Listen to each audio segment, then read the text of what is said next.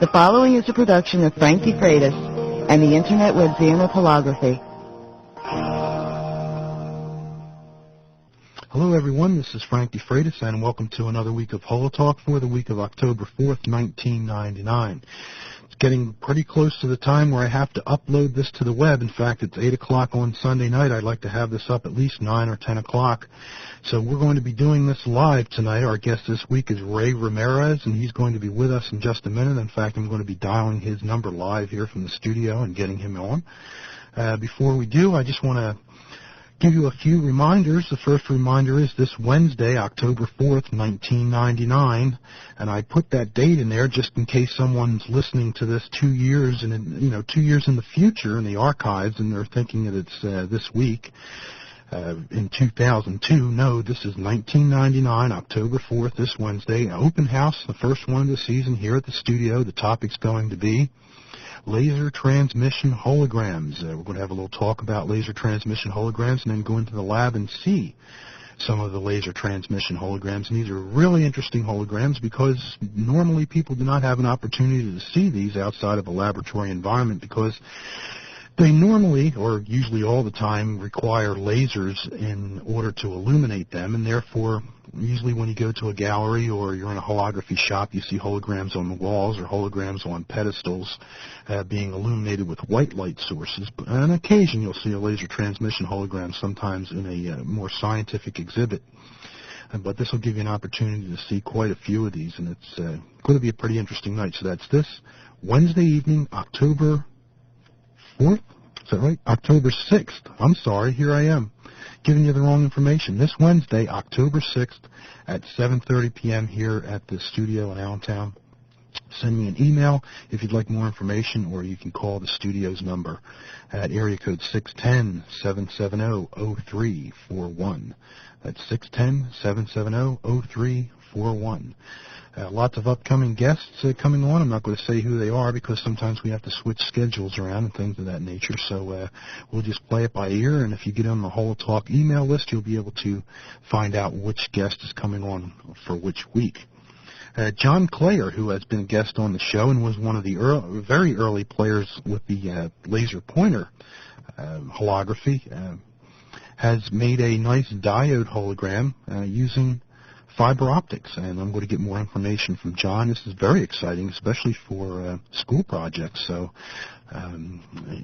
another aspect to laser pointer diode holography that we can put on in the books, and he says it's a nice hologram and using fiber optics. So we're going to get more information from John in the near future.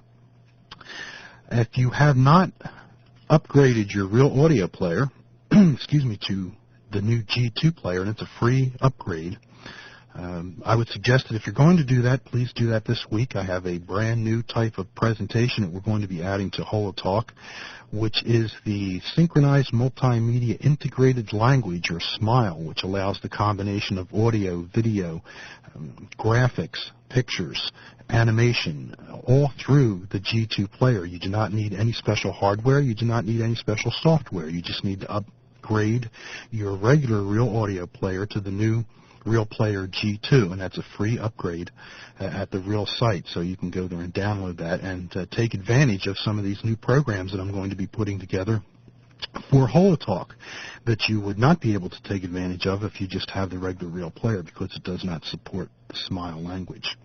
Okay, it's getting about that time. I'm seeing 7:57 on the clock here. I told Ray I'd give him a call at 5 o'clock his time out in California, which is 8 o'clock our time here. So I'm going to put this on pause. Jeez. Boy, I wish I could edit this. I'm going to put this on pause and give Ray a call and get him on the line. So we'll be right back. Hello, is Ray there? Yes, just a minute.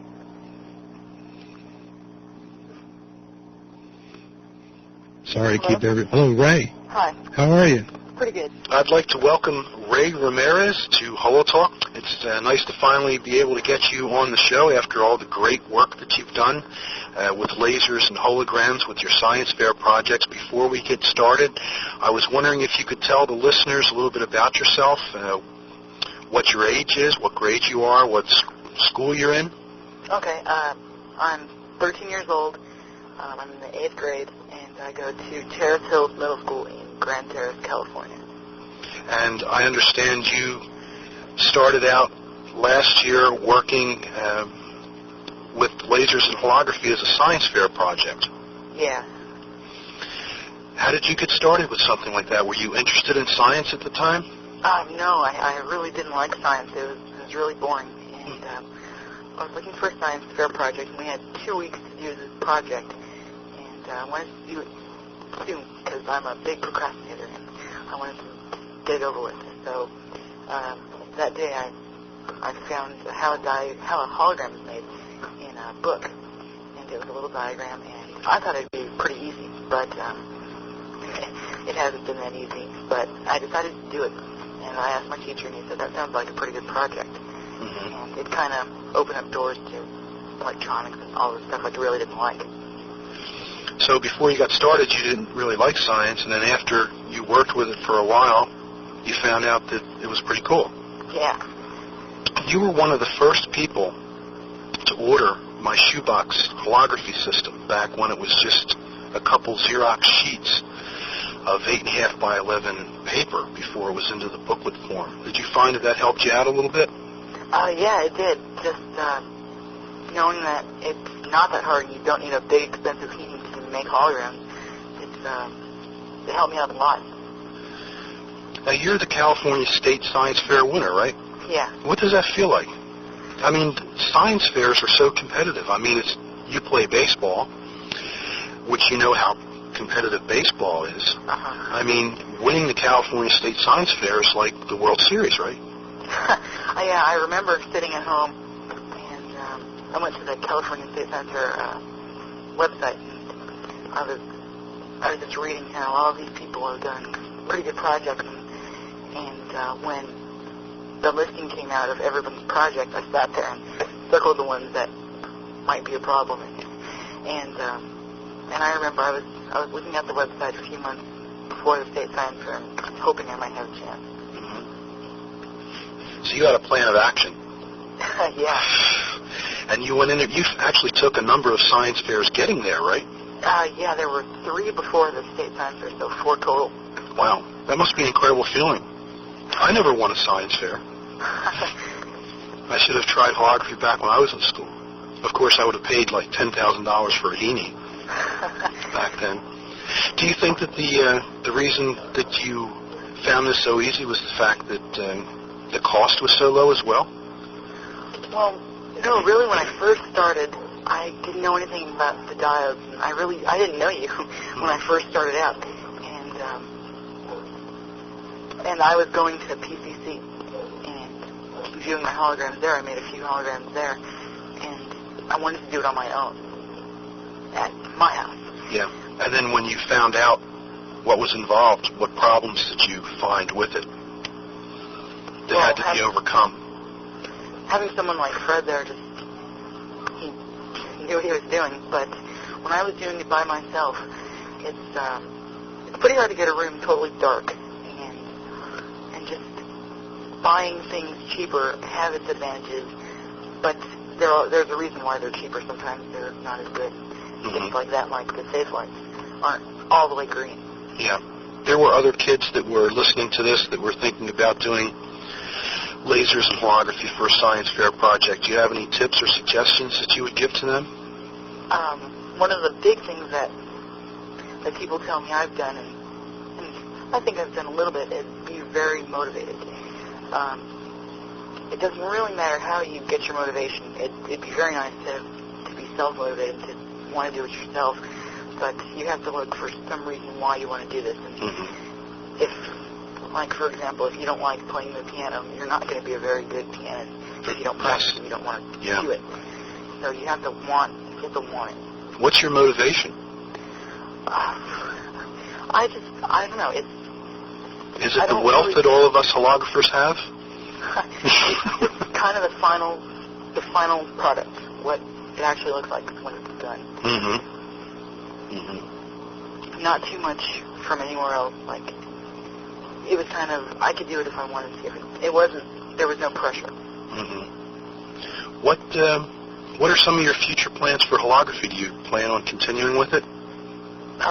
Yeah, I'm building a bigger lab at my grandparents' house right now, and just kind of collecting stuff when I see it. And hopefully, I want to build a pulse laser and maybe a YAG. And I want to do some pulse laser holography and some stereograms and things like that. Now you told me you may be getting one of the green pointers in. Yeah. You plan on working with those as well? Yeah, a company is really close to giving me a green laser pointer, and hopefully going to do some experiments with that and hopefully get some luck and make a few holograms. You have plans for a website in the future? Yeah, I want to start a website. I'm working on it a little bit, and I just want to have some of the experiments that I've done and things like that on there. Mm-hmm. Well, that would be good for people to look up and get information on the experiments themselves. Then you have to start answering all the email. What do you think about that? It's fun. I like to help people. It's fun seeing people start off where I started off, and they're having some of the same problems that I had or still having. It's kind of fun. Now, are you interested in art? Are you going to pursue holography as an artistic means of expression? No, I know a few people who like the art part of it, but I really like the science part of it, like why it works and things like that. The art part of it is, I don't understand all the art part of it. I like the science part of it. Yeah. Well, it definitely takes a person who has the abilities in both the creative thought process and also the scientific thought process as well to excel at holography. Yeah, I think it'd be great to have an artist start making holograms. There's a lot they can do. Would you like to exhibit your work someday? Yeah, that'd be really fun. Just to see people looking at my hologram. Why don't you send me one of your holograms and I'll put it up? Okay. I'll put it up over at the Discovery Center, it's a new science museum over by Lehigh University. Right now, I'm within the next few weeks, I'm going to try to do a shadowgram with a laser pointer. And at PCC, and so far it looks pretty good. I'm going to shoot it. I'm not sure if it's going to be on lavish film or AGFA, but if that turns out, I'll send you one of those. Now, what are the different materials that you've worked with? Well, when I first started off, I had a box of BB plates, the 4 sample pack, and I blew all of those. I got almost a hologram in one of them, but the other 3 I blew. And I've used some AGFA and some Russian film. And you find all of them to be fairly easy to work with? I hate the PFG 03M. That is really hard to work with. But the Russian... Yeah, at low powers like that, right? Yeah, I was doing 30-second exposures, and I actually got a little bit, but not in the 03M. And it's a weird processing, how you process it, but I like the PFG 01. Now, when you work with that, do you expose that film to any white light?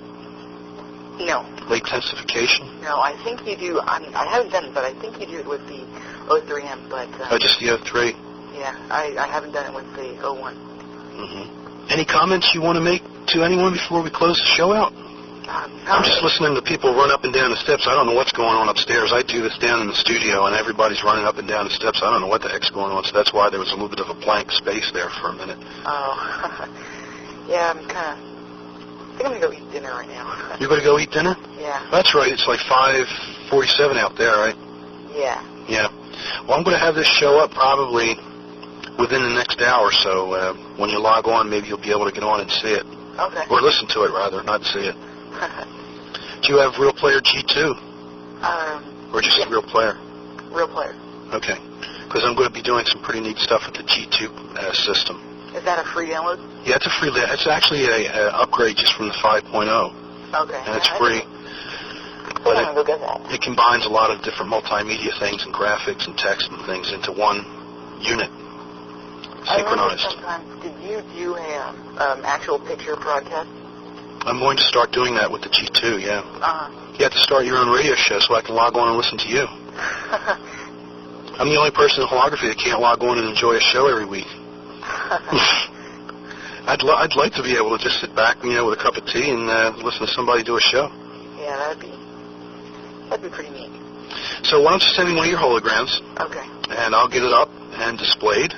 Put information up about you as well, because I know you send an information packet as well. And I'll make sure that information gets up there with it, and get some people to see your hologram. Maybe get some email from them, get some fan mail. And congratulations on all your achievements. Thanks. And you're pretty certain you're going to stick with holography, huh? Yeah. So someone to keep an eye on, folks, in the next few years. Ray Ramirez from California. What city? Riverside. Riverside, California. It's just outside of Los Angeles?